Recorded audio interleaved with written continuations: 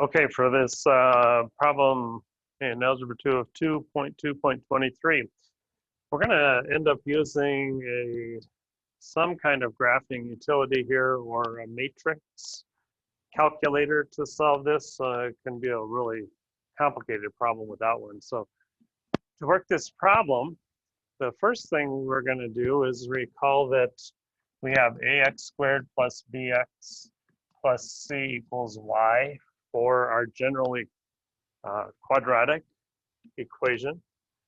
The first problem, if I have the point 404, 0 is the x, the 4 is the y, so this gives me a times 4 squared. I'm plugging the x in for that x right there.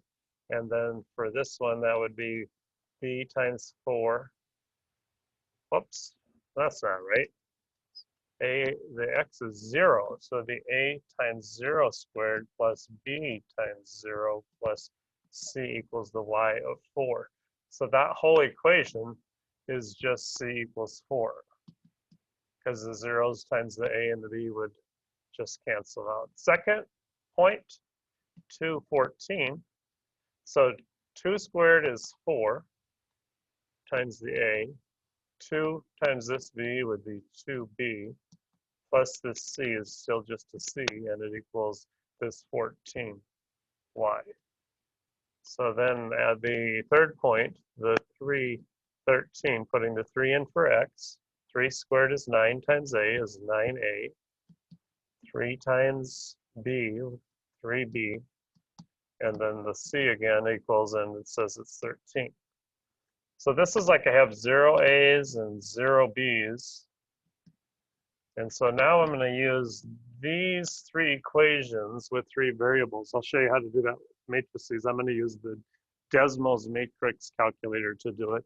So it would look like this in matrices. It would be 0, 0, 1, 4, 2, 1, and then 9, 3, and again 1. Times, my variables were a, b, c. And it equals my answer matrix over here of 4, 14, 13. Now, we're going to not go through all the real complicated stuff here, but if I called this matrix A, I'm going to call this one X because it has our variables in it we want to solve for, and it equals matrix B. We're trying to solve for matrix X, so if I want to get rid of this matrix A, get this X alone, we do an inverse operation to both sides, and inverse times an item equals an identity, which means it sort of like cancels it out. So then my answer matrix is going to be the inverse of this first matrix times these three answers or to each of those equations, corresponding equations. So now let me see if I can share my screen, switch over to my other screen so I can show you how you would do that in the Desmos matrix calculator. Let's see, let me share a different screen. And this time, I will think I've got a Desmos matrix calculator up. It's at desmos.com/matrix. And I want that first matrix that we had, and I said I wanted the inverse of it. Well, I need to set what that matrix is first. Uh-oh, let's take that out of there. I want a new matrix A, and I wanted it to be 3 rows by 3 columns.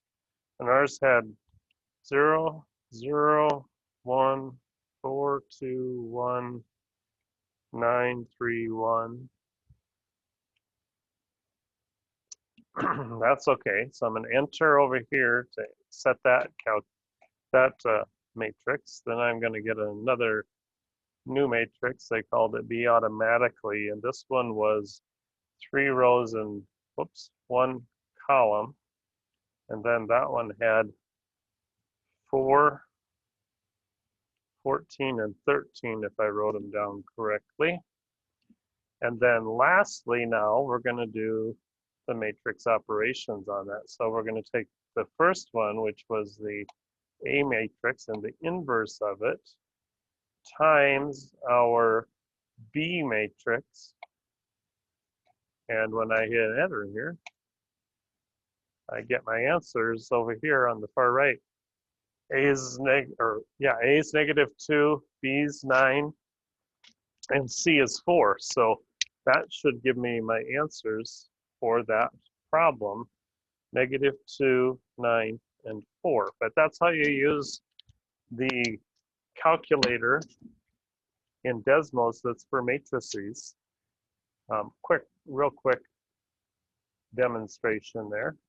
And then let me switch back to where we were writing all that out.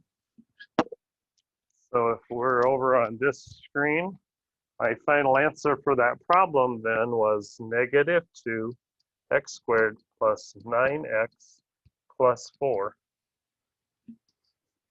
to get the final answer. That's a little bit tricky one, especially since you're using another tool, but great time to have an opportunity to learn it. Whichever tool you're using for your matrix operations, but there you go. Hopefully 2.2.23 goes okay for you.